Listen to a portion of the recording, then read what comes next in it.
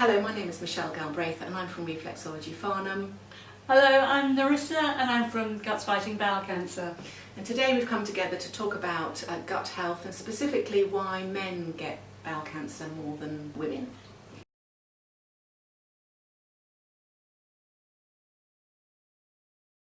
So why do you think it is that more men get cancer? I than women? think the assumption is that it's connected to the diet, because those cancers are again the age-related, lifestyle-connected cancers, and men are more likely to eat a lot of bacon and so on. They're more likely to drink, perhaps.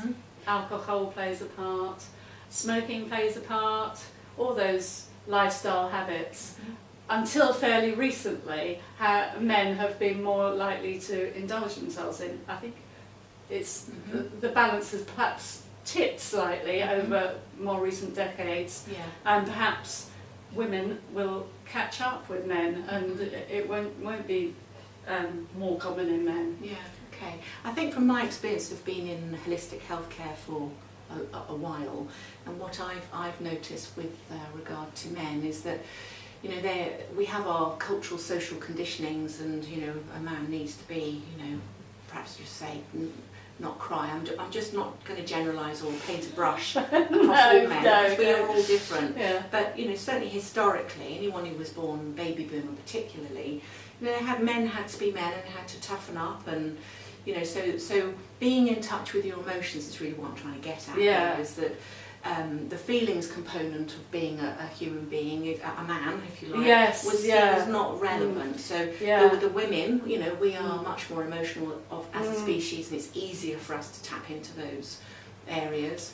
But men certainly not. And just from my experience, that those men who can't express themselves or feel they don't have the space to be able to express themselves, plus the you know, the natural responsibility they feel for providing for their, you know, their home, their family, whoever that might, you know, whatever that looks like for them, well, I think probably has a bearing on it as well. I would within a pillar of your health and lifestyle. It certainly has a bearing in that, although men are more likely to have bowel cancer, develop bowel cancer, they're less likely to seek out help at an early stage. So there's that as well. So that obviously compounds the problem, in that more men present at a later stage than is possibly the case with women. Yeah. So let's just restate what those symptoms might be.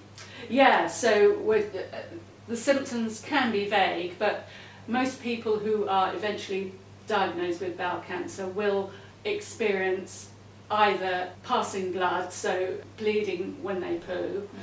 They will have bloating. Do you feel full quite quickly? Feeling full, that's right, that's a typical symptom. One more.